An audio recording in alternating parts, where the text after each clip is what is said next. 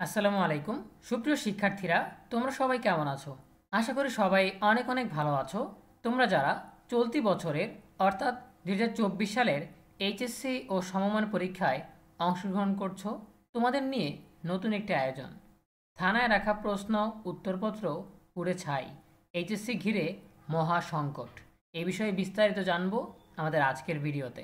শুরু করার আগে সবার কাছে ছোট্ট একটা রিকোয়েস্ট করছি, যারা এখনও আমাদের চ্যানেলটিকে সাবস্ক্রাইব করনি তারা এখনই সাবস্ক্রাইব করে রাখো, তাহলে পরবর্তীতে তোমাদের জন্য প্রয়োজনীয় সকল শিক্ষণীয় আপডেট, সকল পরামর্শ সবার আগে পেয়ে যাবে। তাহলে চলো আমরা আর দেরি না করে সরাসরি মূল টপিকে চলে যাই। কোটা সংস্কার আন্দোলন ঘিরে জুলাই মাসের মাঝামাঝি থেকে সারা দেশে সহিংসতার শুরু।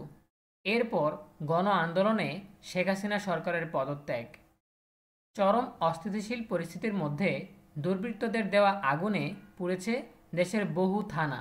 এসব থানায় সংরক্ষিত কক্ষে রাখা এইচএসসি ও সমমান পরীক্ষার প্রশ্ন এবং লিখিত উত্তরপত্র বা খাতা হয়েছে ভস্মীভূত। এতে বড় ক্ষতির মুখে পড়েছেন পরীক্ষার্থীরা। শিক্ষা বোর্ডগুলো বলছে, থানার মালখানায় রাখা প্রশ্নপত্র ও উত্তরপত্র ব্যাপক ক্ষতিগ্রস্ত হয়েছে। অনেক জায়গায় পুড়ে ভস্মীভূত হয়েছে। সেগুলোর তথ্য সংগ্রহে তারা কাজ করছেন। এই পর্যন্ত 18টি থানায় রাখা প্রশ্ন ও উত্তরপত্র পুড়ে যাওয়ার তথ্য পেয়েছেন তারা। ভাঙচুর ও লুটপাট হয়েছে 60টিরও বেশি থানায়। এসব থানায় রাখা প্রশ্নপত্র পুড়লেও তেমন সমস্যা নেই, তবে শিক্ষার্থীরা পরীক্ষা দেওয়ার পর যে লিখিত উত্তরপত্র থানায় রাখা হয়েছিল তা পুড়ে যাওয়ার ফলাফল নির্ধারণ করা কঠিন হয়ে যাবে। ঢাকা বোর্ড সূত্র জানায়, গত 30 জুন এইচএসসি পরীক্ষা শুরুর পর রুটিন মেনে মোট 8 দিনের পরীক্ষা অনুষ্ঠিত হয়েছে। 9টি সাধারণ শিক্ষা বোর্ডে 15টি বিষয়ে পরীক্ষা অনুষ্ঠিত হয়েছে। এর মধ্যে 11 জুলাই পর্যন্ত অনুষ্ঠেয় 8টি বিষয়ের লিখিত উত্তরপত্র প্রথম কিস্তিতে স্ব বোর্ডে জমা পড়েছে। 14 ও 16 জুলাই অনুষ্ঠিত 7টি বিষয়ের উত্তরপত্র স্ব কেন্দ্রের অধীনস্থ থানার মালখানায় সংরক্ষিত ছিল। সহিংসতা বেড়ে যাওয়ায় দ্বিতীয় কিস্তিতে উত্তরপত্র বোর্ডে না পাঠানোর নির্দেশ দেওয়া হয়। এতে থানার মালখানায় এসব বিষয়ের উত্তরপত্র আটকা পড়ে। এদিকে মঙ্গলবার 6 আগস্ট ট্রেজারি বা থানায় এইচএসসি ও সমমান পরীক্ষার প্রশ্নপত্র ও উত্তরপত্রের কী পরিমাণ ক্ষয়ক্ষতি হয়েছে সেই তথ্য পাঠাতে জরুরি নির্দেশনা দিয়েছে আন্তঃশিক্ষা বোর্ড সমন্বয় কমিটি। কমিটির সভাপতি অধ্যাপক তপন কুমার সরকারের সই করা বিজ্ঞপ্তি অতীব জরুরি বলে উল্লেখ করা হয়।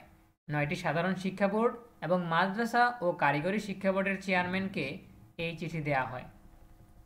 চিঠি দেওয়ার পরদিন থেকেই আন্তঃশিক্ষা বোর্ডের দায়িত্বপ্রাপ্ত কর্মকর্তাদের কাছ থেকে তথ্য আসতে শুরু করে। বুধবার 7 আগস্ট 4টি বোর্ড থেকে 18টি থানায় থাকা উত্তরপত্র ক্ষতি হয়েছে বলে প্রাথমিকভাবে তথ্য পাওয়া গেছে। ঢাকা বোর্ডের পরীক্ষা নিয়ন্ত্রক দপ্তরের সংশ্লিষ্ট দুজন কর্মকর্তা এই তথ্য নিশ্চিত করেছেন। নাম পরিচয় প্রকাশ না করে বুধবার দুপুরে তারা জানান, ঢাকা বোর্ড ছাড়া 4টি বোর্ড থেকে তারা কিছু তথ্য পেয়েছেন। তথ্য অনুযায়ী দেশের 18টি থানায় রাখা প্রশ্নপত্র এবং উত্তরপত্র পুড়ে গেছে। অনেক থানার মালখানায় রাখা এইচএসসি ও সমমান পরীক্ষার এসব গুরুত্বপূর্ণ ও গোপনীয় মালামাল পুড়ে ছাই হয়ে গিয়েছে। তাছাড়া ঢাকা বোর্ডের অধীনস্থ ডিএমপি ও ঢাকা জেলা এবং আশপাশের জেলাগুলোর 13টি থানায় আগুনের প্রাথমিক তথ্য পাওয়া গেছে। এর মধ্যে ডিএমপির বাড্ডা, বংশাল, ভাটারা, যাত্রাবাড়ি, তেজগাঁও শিল্পাঞ্চল, হাতিরঝিল, গুলশান, উত্তর পূর্ব এবং ডেমরা থানায় অগ্নিকাণ্ড ও ভাঙচুর লুটপাটের ঘটনা ঘটেছে। এছাড়া হবিগঞ্জের বানিয়াচং, কুমিল্লার তিতাস, চাঁপাইনবাবগঞ্জ সদর, সিরাজগঞ্জের এনায়েতপুর, নোয়াখালীর চাটখিল, ফরিদপুরের ভাঙ্গা, চাঁদপুরের ফরিদগঞ্জ, কক্সবাজার সদর, লক্ষ্মীপুরের রায়পুর ও রামগঞ্জ, পটুয়াখালী সদর ও বাউফল উপজেলা, চট্টগ্রামের 4টি, নারায়ণগঞ্জের 2টি, খুলনার 3টি, যশোরের 2টি, সাতক্ষীরার 2টি, রংপুরের 2টি থানায় আগুনে এইচএসসির প্রশ্নপত্র ও উত্তরপত্র ক্ষতিগ্রস্ত হওয়ার তথ্য পেয়েছে বোর্ড। সহিংসতার মধ্যে দেশের বাকি থানাগুলো অরক্ষিত হয়ে পড়ে, ফলে সেখানে সংরক্ষিত উত্তরপত্র অক্ষত আছে কিনা তা নিয়েও সংশয় দেখা দিয়েছে।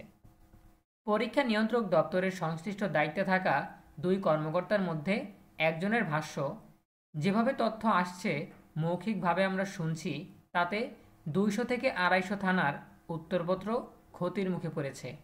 এত শিক্ষার্থীর খাতা নষ্ট হলে কি করণীয় সে সম্পর্কে আমার কোনো আইডিয়াও নেই। কি করা যাবে, কি করা হবে তা সরকার জানাবে। যশোর শিক্ষা বোর্ডের চেয়ারম্যান অধ্যাপক মর্জিনা আক্তার বলেন, আমাদের বোর্ডের অধীনে কয়েকটি জেলার প্রায় সব থানায় সমস্যা হয়েছে। সেখানে রাখা প্রশ্নপত্র ও উত্তরপত্র নিয়ে শঙ্কায় আছি। সেগুলো অক্ষত আছে কিনা খোঁজ নেওয়া হচ্ছে। শিগগিরই আমরা ক্ষতির বিবরণ দিয়ে ঢাকা আন্তঃশিক্ষা বোর্ডের দায়িত্বশীলদের কাছে প্রতিবেদন পাঠাবো। রাজশাহী বোর্ডের চেয়ারম্যান অধ্যাপক ডক্টর মোহাম্মদ অলিউল আলম বলেন, ক্ষয়ক্ষতি হয়েছে, আমরা তথ্য সংগ্রহ করে পাঠাবো। শিক্ষা মন্ত্রণালয় ও আন্তঃশিক্ষা বোর্ড যেভাবে বলবেন সেভাবেই পরবর্তী ব্যবস্থা নেব। জানতে চাইলে আন্তঃশিক্ষা বোর্ড সমন্বয় কমিটির সভাপতি এবং ঢাকা মাধ্যমিক ও উচ্চ মাধ্যমিক শিক্ষা বোর্ডের চেয়ারম্যান অধ্যাপক তপন কুমার সরকার বলেন, অনেক ক্ষয়ক্ষতি হয়েছে, সেগুলোর তথ্য সংগ্রহে জোর পদক্ষেপ নিয়েছি। এরই মধ্যে জরুরি ভিত্তিতে চিঠি দিয়ে ক্ষয়ক্ষতি ও অক্ষত থাকা এইচএসসি পরীক্ষার জিনিসপত্র অর্থাৎ প্রশ্নপত্র এবং উত্তরপত্র সহ আনুষঙ্গিক তথ্য চেয়েছি আমরা। সব বোর্ড নিজ নিজ এলাকার থানা থেকে তথ্য সংগ্রহ করে আমাদের কাছে পাঠাবে। তারপর সেটা পর্যালোচনা করে বলা যাবে কতটা ক্ষয়ক্ষতি হয়েছে। এখন উত্তরপত্র পড়লে ফলাফল কিভাবে তৈরি হবে? শিক্ষা বোর্ডগুলোর দেওয়া প্রাথমিক তথ্যে থানায় থাকা এইচএসসির বিপুল সংখ্যক উত্তরপত্র পড়ার বিশ্বাসযোগ্য খবর পাওয়া গেছে। প্রাথমিকভাবে যে ক্ষতির তথ্য মিলছে তার চেয়েও প্রকৃত ক্ষতি আরও বেশি বলে জানিয়েছেন বিভিন্ন বোর্ডের কর্মকর্তারা। সেই ক্ষেত্রে শিক্ষার্থীদের লিখিত উত্তরপত্র পুড়ে গেলে কী করবে সরকার তা নিয়ে স্পষ্ট কোনো তথ্য জানা যায়নি। যশোর বোর্ডের চেয়ারম্যান মর্জিনা আক্তার বলেন, সম্পূর্ণ আলাদা ঘটনা ঘটেছে এবার, ফলে এখন সরকার কী পদক্ষেপ নেবে তা আমরা জানি না, বলতেও পারবো না।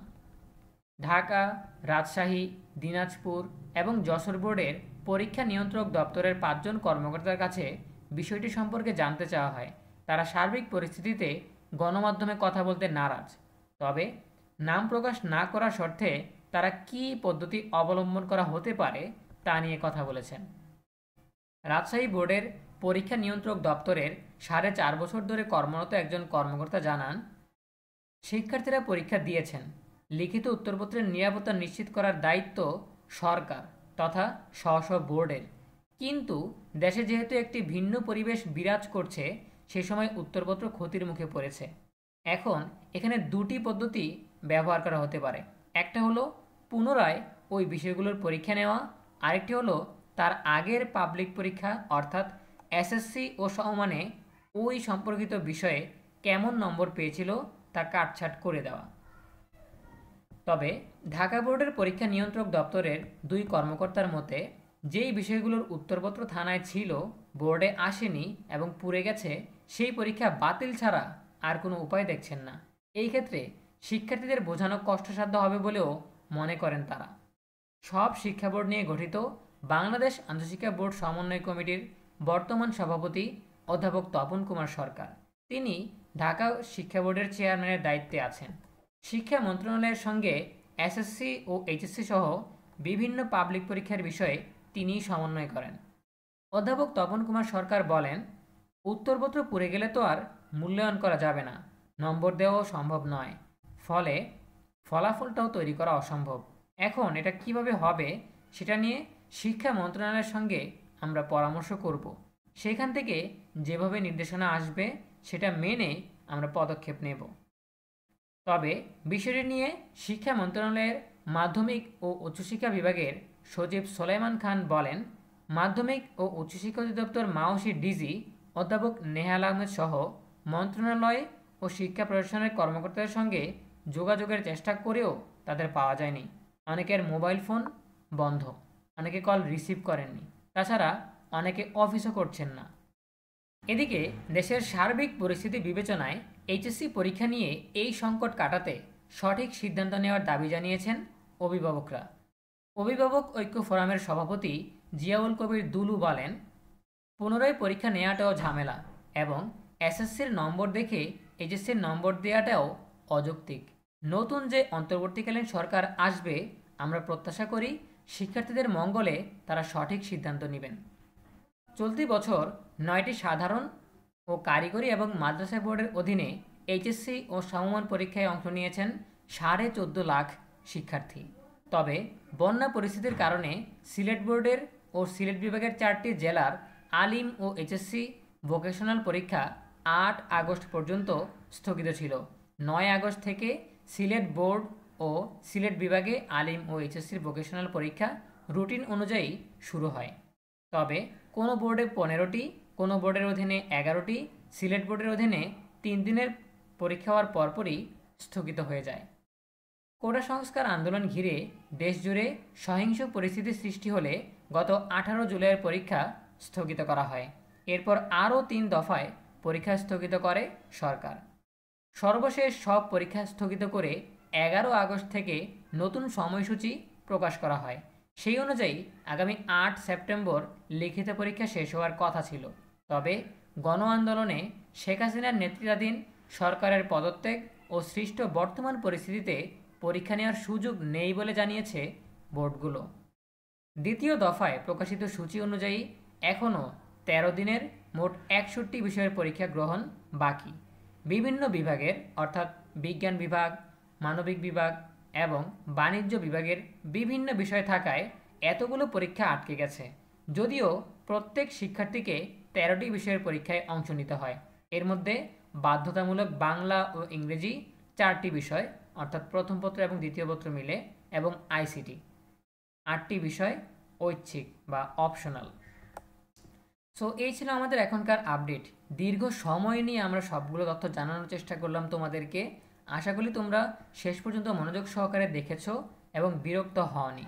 তবে যেই তথ্য আমরা দিলাম, এই তথ্যগুলো জানার পর তোমাদের মন খারাপ হওয়ার কথা, হতাশ হওয়ার কথা। তবে তোমাদেরকে যেটা বলতে চাই যে যেই পরীক্ষাগুলো তোমরা দিয়েছো সেই পরীক্ষাগুলোর উত্তরপত্রও কিন্তু বোর্ডে সবগুলো খাতা জমা দেয়নি। এই জন্য তোমাদের অনেকের খাতায় পুড়ে গিয়েছে। এখন যাদের পুড়ে গিয়েছে তাদের বেলায় এক নিয়ম হবে, যাদেরগুলো পুড়ে যায় নাই, অক্ষত রয়েছে, তাদের বেলায় অন্য নিয়ম হবে। এটা কিন্তু হবে না, সারা বাংলাদেশে একই নিয়ম অনুযায়ী মূল্যায়ন করা হবে। এখন এখানে 2টা পথের কথা বলা হয়েছে। একটা হচ্ছে যেই পরীক্ষাগুলোর খাতা বোর্ডে জমা নেওয়া হয়নি সেই পরীক্ষাগুলো আবারও নেওয়া হবে নতুন রুটিনে, ওই বিষয়গুলোর পরীক্ষাও অন্তর্ভুক্ত থাকবে। দ্বিতীয় যেই অপশনটা দেয়া হয়েছে বা দ্বিতীয় যেই পদ্ধতিটা অবলম্বন করা যেতে পারে সেটা হচ্ছে যেই বিষয়ের পরীক্ষাগুলোর খাতা বোর্ডে জমা দেওয়া যায়নি, থানা থেকে পুড়ে গেছে বা থানায় অক্ষত থাকলেও সেই বিষয়গুলো পূর্বের পাবলিক পরীক্ষা অর্থাৎ এসএসসি বা সমমান পরীক্ষার সাবজেক্ট ম্যাপিং করে এখানে মার্কিং দেয়া যেতে পারে। ঠিক আছে, সো এখানে তোমরা দেখতে পাচ্ছ 14 তারিখ এবং 16 তারিখ এই 2 দিন যেই পরীক্ষাগুলো হয়েছিল সেই পরীক্ষাগুলোর উত্তরপত্র বাতিল হয়ে গেছে বা পুড়ে গেছে। ঠিক আছে, এখন এই 2টা পরীক্ষা আবারও হতে পারে। সো তোমরা রুটিন থেকে দেখে নিবে যে 14 আর 16 তারিখে তোমার কোন কোন বিষয়ের পরীক্ষা ছিল। সেই পরীক্ষাগুলোর জন্য তুমি নিজেকে আরও একবার প্রস্তুত করো, কারণ এমন সিদ্ধান্তও আসতে পারে যে এই বিষয়ের পরীক্ষাগুলো আবারও নেওয়া হবে। ঠিক আছে, আর 14 আর 16 তারিখের আগে যে পরীক্ষাগুলো হয়েছিল সেই খাতাগুলো বোর্ডে জমা হয়ে গেছে, সেগুলো নিয়ে কোনো দুশ্চিন্তার প্রয়োজন নেই। এই 14 আর 16 তারিখ যেই পরীক্ষাগুলো হয়েছে সেই পরীক্ষাগুলো আরও একবার হতে পারে, সেটার জন্য প্রস্তুতি নিতে হবে। এবং 16 তারিখের পর থেকে যে পরীক্ষাগুলো স্থগিত হয়েছে সেই পরীক্ষাগুলোর জন্য আরও একবার প্রস্তুতি নিতে হবে তোমাদেরকে। সো এ বিষয়ে তোমাদের ব্যক্তিগত মতামত জানাতে পারো কমেন্টে। দেখা হবে পরবর্তী আপডেট নিয়ে নতুন কোনো ভিডিওতে। সেই পর্যন্ত তোমরা সবাই ভালো থাকো, সুস্থ থাকো, নিরাপদে থাকো। তোমাদের সকলের জন্য রইল অনেক অনেক শুভকামনা। ধন্যবাদ সবাইকে।